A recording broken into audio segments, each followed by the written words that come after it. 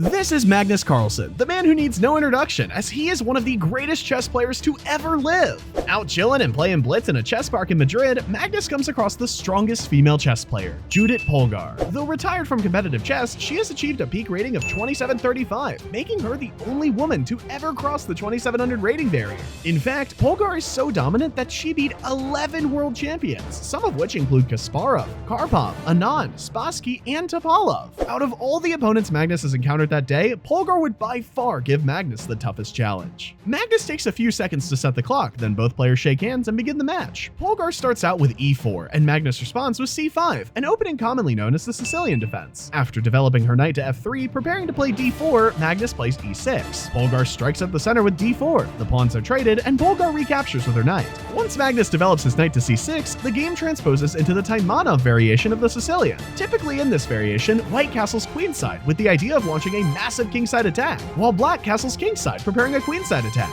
This can be thought of as a race, where in most cases, the side that reaches the opponent's king first tends to have the upper hand and the higher chance of winning the game. Polgar develops her second knight to c3, and Magnus simply plays a6. The subtle move a6 is essential since it protects the b5 square, preventing white's knights from occupying it, as well as prepares the launch of the b pawn once white long castles. Polgar follows by developing her dark-squared bishop to e3, and Magnus replies with queen c7. This move is particularly important since Magnus wants to develop his knight to f6 without having to worry about being kicked out with e5. Polgar gets ready to long castle, and Magnus continues developing his pieces. To note, f3 is quite common once black plays knight f6 in order to prevent black's knight from coming into g4 and attempting to get rid of the bishop on e3. f3 also helps support g4 when white plans to initiate a kingside attack. A couple of moves are played, and Magnus finally launches b5, going for control over the queenside. Polgar has the same idea and plays g4, going for the kingside. Magnus quickly trades off the knights and fianchettos his light-scored bishop along a semi-open diagonal. So far, every single move played from both players is theory, until Polgar plays e5, which is an inaccuracy. e5 further opens up the diagonal of Magnus's light-scored bishop, which could cause problems if not dealt with correctly. Though the best move here for Magnus is to centralize the knight to d5,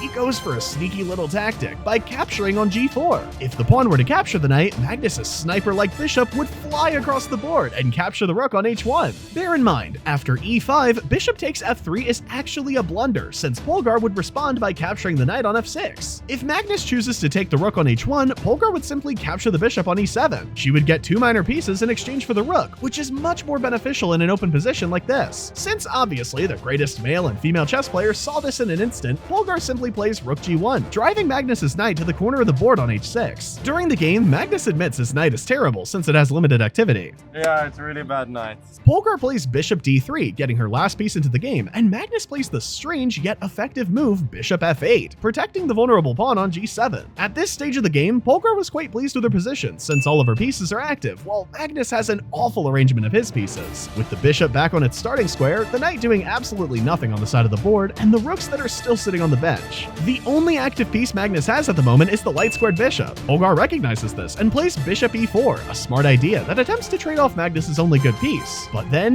Magnus's next move completely changes the state of the game. At first, Magnus is hesitant on moving his rook, but he does it anyway, moving it to c8, a game-changing blunder. Now, this careless mistake would often be disregarded in casual games since it looks like a natural move, but Polgar outplays Magnus and finds the brilliant move bishop b6. Magnus immediately sees her phenomenal idea, and we see Super GM Anish Giri in the crowd pulling out his phone to record the iconic moment, probably to post it on Twitter. To note, bishop b6 forces Magnus's queen away from the protection of the d7 pawn. If Magnus were to capture on b6, Polgar would simply deliver checkmate with queen takes d7. Forced to sacrifice his queen, Magnus goes on to play a few more moves, but resigns shortly after and acknowledges Polgar's spectacular play. If you found this commentary to be entertaining and/or educational, feel free to drop a like and subscribe for more epic chess content.